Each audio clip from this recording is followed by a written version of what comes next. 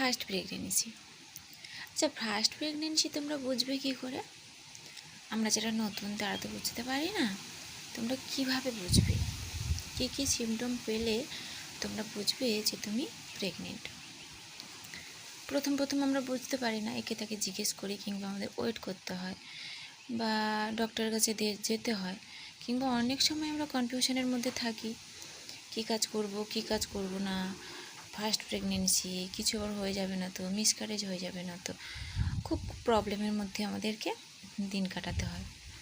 শুধু তোমায় নয়, আমাদের প্রত্যেকের মধ্যেই এসবগুলো দেখা যায়, এবং আমার মধ্যেও এসব হয়েছিল। এবার দেখো, তোমরা ফার্স্ট প্রেগনেন্সি বুঝবে কী করে? ফার্স্ট প্রেগনেন্সি তোমরা বুঝবে কী করে বলো তো? প্রথমে তোমরা দেখবে অনেকের হয় কি, পিরিয়ডস তো বন্ধ হয়েই যাবে, প্রথম কথা। এবার অনেকের মধ্যে হয় প্রচণ্ড পেটে তলপেটটা ব্যথা করে। অনেকে আবার বুঝতেও পারে না, 3-4 মাস হয়ে যায় বুঝতেও পারে না।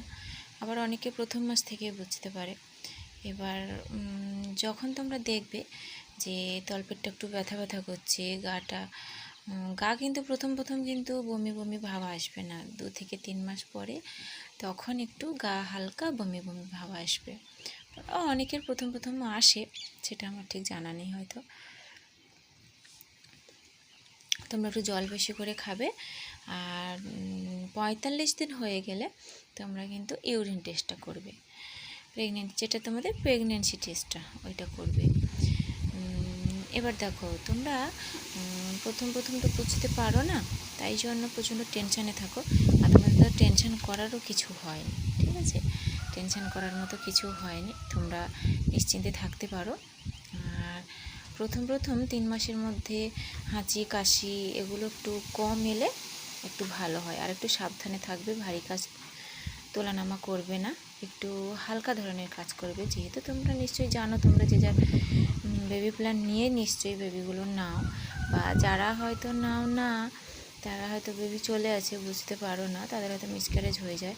তবুও বলবো, প্রথম মাসে মিন্স না এলে তারা একটু সাবধানে থাকবে, আর চেষ্টা করবে ভারী জিনিস কম তোলার, কারণ ভারী জিনিস তুললে অনেকেরই মিসক্যারেজ হয়ে যাওয়ার ব্যাপারটা থাকে। আর খাওয়া দাওয়ার বিষয়ে বলবো, তোমরা প্রথম সব কিছু খেতে পারো, পেঁপে কাঁচকলাটা খাবে না, আর বাকি যা কিছু খেতে পারো। এবার আমি জানি না পেঁপে কাঁচকলা কেন খায় না, এবার আমি বলেছি বলে তোমরা খাবে না, কি আবার বলবো না আমি খেয়ে দেখবো যেটা কী হয়। এবার অনেকের অনেক কিছু প্রবলেম থাকে, সবাই বলে যে পেঁপে কাঁচকলা খেতে নেই, ওই জন্য না খাওয়াটাই বেস্ট। দুটো জিনিস না খেলে কি এমন হয়ে যাবে বলো? আর একটু জল বেশি করে খাবে। 45 দিন হয়ে গেলে ইউরিন টেস্ট করবে, আশা করি তোমাদের সবাই ধরা পড়ে যাবে বা জেনে যাবে, কিংবা ডক্টরের কাছে গেলে ডক্টর তো চেক আপ করে বলেই দেবে।